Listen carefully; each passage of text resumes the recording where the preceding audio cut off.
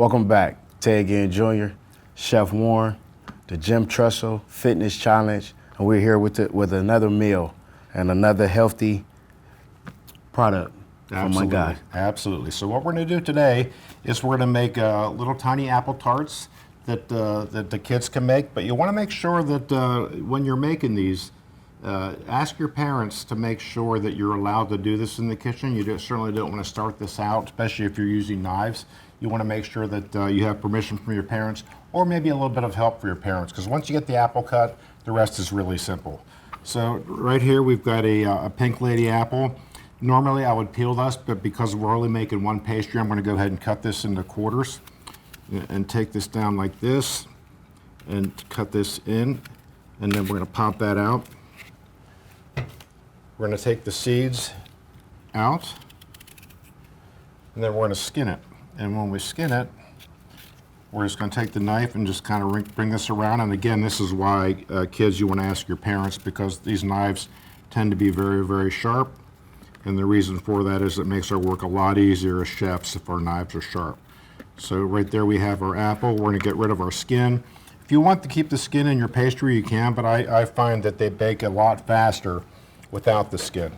So what we're going to do with the apple is we're going to cut this into small chunks, because if you leave it in larger pieces and you try to fold the dough over the apples, sometimes the apples will break through the dough and it looks kind of sloppy. So we're just going to cut these into small chunks like this, and we're taking this way. And we're not going to use all of these for this pastry here. We're going to have our apples in here. We're going to put some raisins in here. And the thing that's great about these apples are from Ohio, which is one of our Harvest of the Month fruits, and we're happy to be able to use those.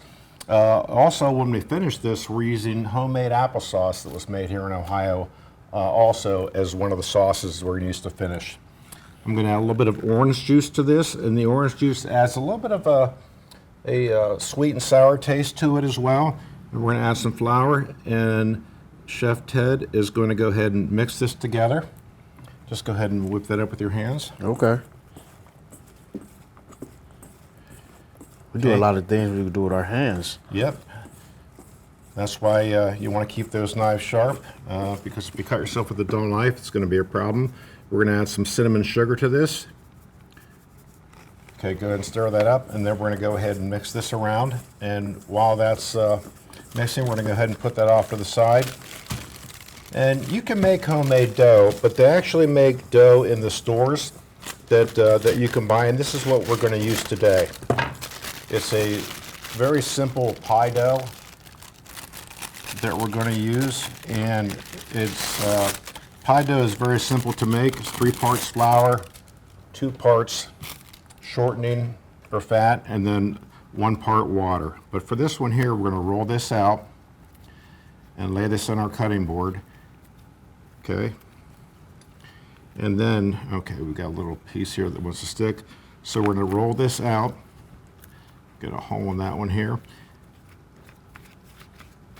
And this is great. So if you're making a 9-inch pie, you can use this for a 9-inch pie shell, and then just put this right on top, crimp it, and you're ready to go. I'm going to use a cutter here that I dipped in flour, and the reason I dipped this in flour is I want to make sure that as I pull this up, it's not pulling the dough up with the flour. So we're going to take this, just take the little punch here.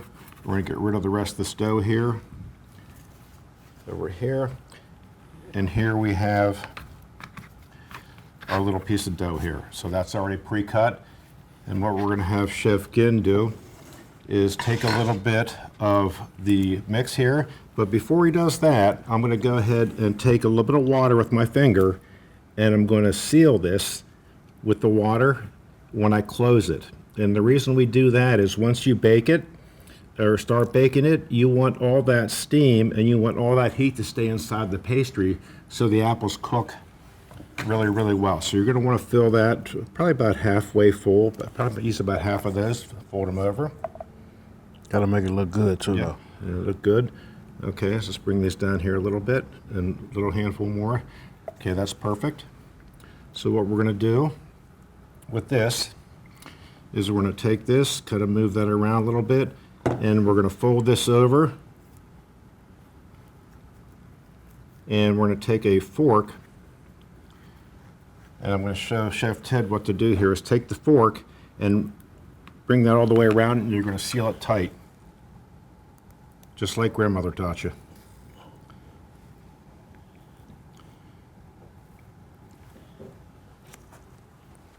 And the great thing about this is it's really simple to make. You can get about 4 to 5 pieces of dough, or if you want to use a smaller piece, you could use that as well. I don't have a pastry brush with me, so I'm going to just go ahead and use my gloved hands. I'm going to take some egg wash and sprinkle the egg wash over this. And then we're going to take a little bit of our cinnamon sugar, and you want to go ahead and sprinkle that on top. Look at that, nice hands, way to go. You want to, a lot of chefs want to go from the height. I mean, you've got nice even distribution there. So you're going to lift that up, and then because I don't have a pan, you want to bake this in an oven at 350 for about 15 to 18 minutes, and it's going to come out and it's going to be very, very hot, and you're going to want to let it cool. And you want to refrigerate this after you cook it, but you don't want to put it in the refrigerator right away and cover it, because you're going to get that moisture from the heat that's going to make the dough soggy. I'm going to show you the final recipe that we have here. So here's the tart that we have here. So we have the tart. I put some Greek yogurt on top of this. I put a fresh strawberry on here. We have some Ohio homemade apple butter on here. And we have some raisins, because we have some raisins in the pastry. I think it looks great. This would sell for 10 bucks in a restaurant, but for you it's only 42 cents. So there we go. Okay.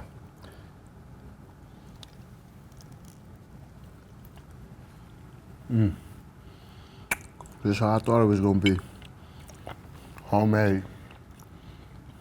Okay, Ted, now that we're finished, what do you think of all these items that we tried today?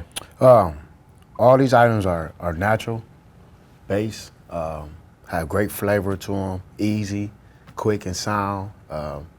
You can make them pretty much anywhere. Absolutely. As we can see. And, challenge yourself to do something new. Challenge yourself to taste things new. I sat here and I challenged myself to taste everything, and some things I had before and some things I didn't have. And, they relate to a lot of things that's out here, so take the time out to try to get healthy, eat healthy, and bring yourself your own taste buds. And when you're eating healthy, you're actually eating for yourself. A lot of the time you go through your day, you're always doing something for somebody else. When you sit down and have a nice meal or a nice dish, that's something that you do for yourself. Really take the time, enjoy the food, enjoy the flavors. It's one of the things in nature that we really enjoy, and not a lot of people take the time out to do that. So this is an opportunity with these dishes to try to do that. Thank you.